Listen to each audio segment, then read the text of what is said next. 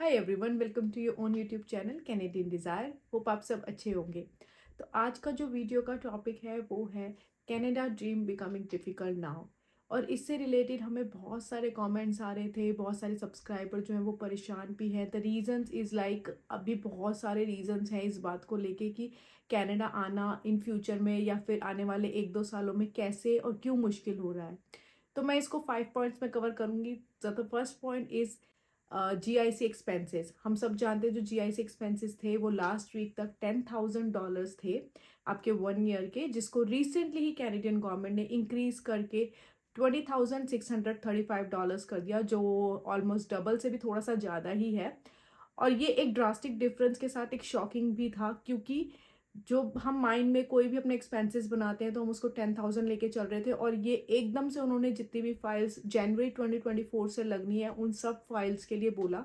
तो एक टाइम नहीं दिया। For an example, if you were preparing for applying in 2024 जनवरी, तो आपने एक बजट बनाया होगा, पहले से सारी चीज़ें सॉर्ट आउट करी होंगी, तो वो 10,000 का बजट आपका 20,000 का हो गया, तो definitely it's gonna make a huge difference. और जो बाकी के रीजंस हैं वो इसी से रिलेटेड है। ये क्यों जीआईसी बढ़ाया गया है? जीआईसी का अमाउंट इसलिए बढ़ाया गया है गवर्नमेंट ने, क्योंकि यहाँ पर जो इन्फ्लेशन रेट है वो काफ़ी हाई है, जो प्राइसिंग है चीज़ों के वो काफ़ी हाई हो चुके हैं। इनफैक्ट अगर मैं 2022 से बात करूँ, जो मैंने अपने आप में जनवरी से देखा है, तो प्राइजेस हर चीज़ों के ऑलमोस्ट डबल हो गए हैं। और जो एक स्टूडेंट्स को जो 20 आवर्स ही अलाउड होते हैं काम करने के लिए, तो उसमें वो अपने लिविंग एक्सपेंसेस नहीं निकाल पाते। इसीलिए जो लास्ट ईयर एक रूल आया था, 40 आवर्स का अलाउ किया था जब स्टूडेंट्स को जॉब करने का, तो वो एक टेम्परेरी इन्होंने एक सॉल्यूशन निकाला था। और फिर वो टेम्परेरी सॉल्यूशन का इन्होंने आते आते इस ईयर के लास्ट तक कोई भी जवाब नहीं दिया था। इनफैक्ट स्टूडेंट्स वर प्रिपेयर कि हमारे को 20 आवर्स ही करने हैं आगे से। और जो स्टूडेंट्स सेप्टेम्बर इनटेक में आए वो भी 20 आवर्स ही कर रहे थे, उनको अलाउ नहीं किया था उनके स्टडी परमिट पे कि वो 40 आवर्स काम कर सके। तो वो अपने लिविंग एक्सपेंसेस नहीं निकाल पा रहे थे, और कहीं ना कहीं वो एक तरीके का इशू ही बन रहा था कि भाई कनाडा में इतने एक्सपेंसेस हैं, अब अपने एक्सपेंसेस कवर नहीं कर पा रहे, तो ये 10,000 की जीआईसी गवर्नमेंट को लगा इनफ नहीं है। I know on personal note, ये 10,000 का 20,000 नहीं करना चाहिए था, एकदम से नहीं करना चाहिए था। अगर इंक्रीज करना भी था तो थोड़ा बहुत बढ़ा लेते, 12 कर देते, मैक्सिमम 15 कर देते। इन्होंने तो ऑलमोस्ट डबल ही कर दिया, विच इज़ ह्यूज डिफरेंस। और इससे आने वाली फाइल्स जो हैं वो बहुत ज़्यादा इम्पैक्ट होगी। इनफैक्ट अगर 2022 की और 2023 की बात करूँ, तो काफ़ी सारे रीजंस को कंसिडर करते हुए 40% जो स्टूडेंट एप्लीकेशन थी वो ऑलरेडी ड्रॉप हो गई थी। और उसके जो मेजर कॉजेज थे वो एक तो ये था, जीआईसी का तो मेजर कॉज है ही। उसके अलावा जो सेकंड मेजर कॉज मैं कंसिडर करने वाली हूँ वो है आपका inflation rate.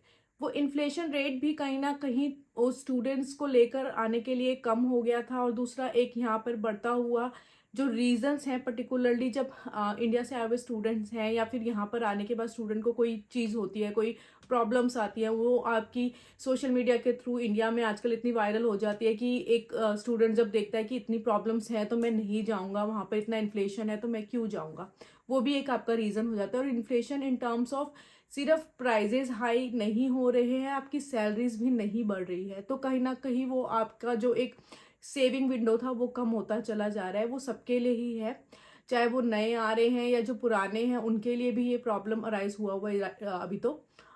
So the third point is housing shortage. और हाउसिंग शॉर्टेज के बारे में ये हो रहा है कि अभी घरों की बहुत ज़्यादा शॉर्टेज है। इनफैक्ट मैं रिसेंटली एक वीडियो देख रही थी जहाँ पर आपके टोरंटो साइड, ब्रैम्पटन ओंटारियो में स्टूडेंट्स जो है वो हाउसिंग टेंट में रह रहे हैं। इनफैक्ट वहाँ पे प्रॉपर उनको घर भी नहीं मिल रहे, कोई बेसमेंट नहीं मिल रही, कुछ रहने का अकोमोडेशन नहीं मिल रहा, तो वो एक टेम्परेरी टेंट सॉर्ट ऑफ में रह रहे हैं, which is really a bad situation right now.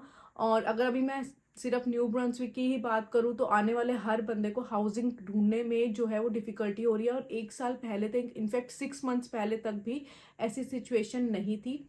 और कहीं ना कहीं वो अराइज इसलिए हो रही है, उसमें फॉल्ट किसी का भी नहीं है। आई वुड से कि एक पैटर्न बनाया जाता है ना, कि आपकी सप्लाई और डिमांड देखी जाती है। जो गवर्नमेंट है वो उसने एप्लीकेशंस कुछ ज़्यादा ही ले ली, जिसकी वजह से स्टूडेंट्स इनटेक कुछ ज़्यादा ही आ गए। एंड देन वही बात होती है कि आपके पास अकोमोडेशन तो है 10 की, लेकिन आपके पास 20 जने आ गए, तो अब आप उसको अकोमोडेट कैसे करोगे।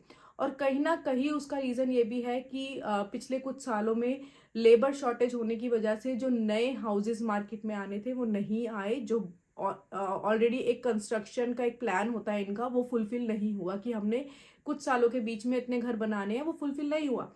तो वो एक रीज़न है जिसकी वजह से भी आपकी जो इमिग्रेशन है वो कहीं ना कहीं आपको डिले मोड पे लेके जा रही है, या कहीं ना कहीं आपको वो एक आपको इफेक्ट करने वाली है आपके ड्रीम्स को फुलफिल करने के लिए। So coming towards the fourth point, I would से इट्स द जॉब शॉर्टेज। अभी रिसेंटली ही मैं देख रही हूँ, पिछले 2-3 महीनों से यहाँ पर ऐसी सिचुएशन हो गई है कि काफ़ी सारे जने जॉब मार्केट में जॉब सर्च कर रहे हैं। इनफैक्ट जो सितंबर इनटेक में स्टूडेंट्स आए, उनको भी जॉब्स अप्लाई करते करते किसी को 1 मंथ में मिली, किसी को 1 वीक में भी मिली, और कई ऐसे हैं जिनको 2 मंथ्स, 2.5 मंथ्स और 3 मंथ्स में भी मिली।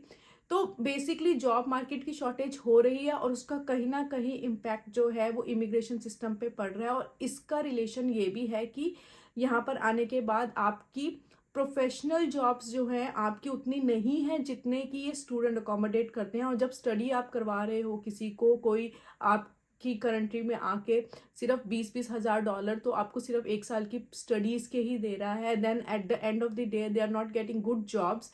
तो फिर वो एक रीज़न भी हो रहा है इमिग्रेशन का। ऐसा नहीं बोलूँगी, मैंने अभी लास्ट वीडियो में भी शेयर किए थे एक्सपीरियंसेस, पॉजिटिव एक्सपीरियंसेस भी किए थे, और कई लोगों को नेगेटिव भी हो रहे हैं। तो इट्स नॉट डीमोटिवेटिंग इफेक्ट नहीं करूँगी किसी को भी। मैं यही कहना चाहती हूँ कि ऐसा नहीं है कि जॉब नहीं मिलती, जॉब मिल जाती है, बट अभी जो सिनारियो है बहुत मेहनत करनी पड़ रही है जॉब लेने की। इनफैक्ट मैं पर्सनली अपने लिए भी जॉब अपग्रेडेशन के लिए देख रही हूँ। तो मुझे भी 2-2.5 मंथ्स हो गए अप्लाई करते करते, इंटरव्यूज़ देते देते, बट जैसी जॉब मैं चाह रही हूँ वैसी जॉब मुझे नहीं मिल रही। But I am like hoping for the best कि आने वाले 2024 में, अभी तो वैसे भी दिसंबर जो है फेस्टिव सीजन है, तो 2024 में कुछ ऐसी जॉब अपॉर्चुनिटीज़ मिल सकती हैं। बट ओवरऑल जॉब शॉर्टेज है, लोगों को जॉब्स नहीं मिल रही। और ये सिचुएशन सिर्फ मंगटन की नहीं, न्यू ब्रंसविक की नहीं, पूरे कनाडा की ही सिचुएशन है। The reasons behind is like, मैं ये बोलूँगी कि मिसमैनेजमेंट है। चाहे वो मिसमैनेजमेंट आपकी इंटरनेशनल स्टूडेंट्स को लेके हो, या आपकी जॉब्स को लेकर हो, आपके एम्प्लॉयर्स को लेकर हो, तो ये मिसमैनेजमेंट सारे ही लेवल्स पे है right now. Now coming towards that fifth point, जो फिफ्थ पॉइंट है वो है आपका major changes coming in immigration in next few years. और चाहे वो मैं 2024 की बात करूँ या 2025 की बात करूँ, अभी साल ख़त्म होते होते ही 2023 में झटके लगे हैं इमिग्रेशन को लेके। वो चाहे आपकी GIC हो, या फिर आपका एक पोस्ट स्टडी वर्क परमिट को लेके एक एक्सटेंशन चल रहा था, जो एक टेम्प्रेरी पॉलिसी थी, उसको भी इन्होंने एकदम बंद कर दिया, not even giving any notice. मेरे हिसाब से अगर ऐसी कोई चीज़ करनी होती है तो उसके लिए आपको एक टाइम देना चाहिए। You should let the people know in advance, like 3-4 months, ताकि वो एक प्रिपेयर हो जाए। और जो चेंजेस आने की बात है वो मैं इसलिए कर रही हूँ क्योंकि एक प्रिडिक्शन है कनाडा में कि 2025 में गवर्नमेंट चेंज होएगी, और वो जब वो गवर्नमेंट चेंज होएगी तो इमिग्रेशन सिस्टम डेफिनेटली चेंज होगा। क्योंकि आज से कुछ 10-12 साल पहले जब दूसरी पार्टी, कंजर्वेटिव पार्टी जब थी रूलिंग में, तब इमिग्रेशन सिस्टम बहुत ज़्यादा स्ट्रिक्ट था। In fact it was not like now. और उस टाइम पे जितनी भी फाइल्स थी वो हाईली स्क्रूटनाइज की जाती थी, और वो एक रीज़न था इमिग्रेशन का। लेकिन उस टाइम पे जब चाहे इमिग्रेशन मुश्किल थी बट बाकी चीज़ें रिजॉल्व थी। इस वक्त शायद इमिग्रेशन जो है आपकी इतनी ज़्यादा स्ट्रिक्ट नहीं है, बट बाकी सारी चीज़ें सिनारियों को देखते देखते ओवरऑल बहुत डिफ़िकल्ट होती जा रही हैं। और कहीं ना कहीं वो सारी चीज़ें जो हैं वो as in international student, as in international worker, आपको यहाँ पर आने के बाद इफ़ेक्ट करेगी। ओवरऑल जॉब मार्केट, अगर आपको जॉब ही नहीं मिलेगी तो you not gonna go for the living expenses. अगर आपको बेसिक जॉब मिलती है और आपकी लिविंग एक्सपेंसेस जो है, लेट्स से अगर आप 20 आवर्स काम कर रहे हो, आपको $1000, $1200 आप कमा रहे हो, और आपके जो एक्सपेंसेस हैं वो 1500 प्लस 1600 प्लस जा रहे हैं, तो it's not worth coming to this country and spending your huge bucks of money. So बात वही रहेगी कि अगर आने वाले टाइम में चेंजेस होते हैं तो कितने और कहाँ तक वो हमारे ड्रीम्स को अफेक्ट करते हैं। कुछ चीज़ें जो है वो मैं आप पे भी छोड़ूंगी। और अगर आप, if you are planning to come here, I would say 2024 जो है उसके लिए तो गवर्नमेंट ने ऑलरेडी कुछ डिसीजंस ले आई है, तो कोशिश करके अपनी चीज़ों को उस चीज़ 2024 के अंदर ही वाइंड अप करने की कोशिश करो, not putting it into 2025। We never know what gonna come up in 2025। इतने ह्यूज ड्रास्टिक चेंजेस जो आए शॉर्ट स्पैन ऑफ पीरियड में, आई वुड से इट्स अ ब्लंडर डिसीजन जो नहीं आने चाहिए थे। मैं ये बात बोल रही हूँ as in an being an international worker here, मैं एक इंटरनेशनल स्टूडेंट की तरह आई थी, तो मुझे पता है जब हम अपने माइंड में एक एक्सपेंसेस लेके चलते हैं तो बहुत सारी चीज़ें होती हैं।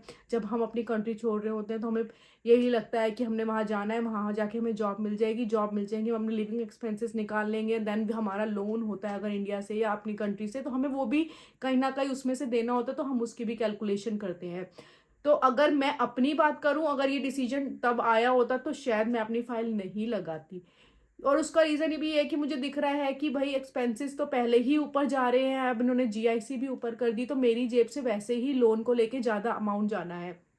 तो वो सारे मैटर्स जो है कहीं न कहीं शायद मैं ना आ पाती। और थैंकफुली मेरे को ये भी नहीं पता कि एक्सप्रेस एंट्री जिसके अंडर मेरी पीआर आई है कि 2024 में वो सेम रहेगा या नहीं रहेगा, न्यू ब्रंसविक स्टूडेंट स्ट्रीम भी रहेगी या नहीं रहेगी। We can never say anything about the immigration system, और जिस पे एक्चुअली कहूँ तो कनाडा की एक बुनियाद भी टिकी हुई है।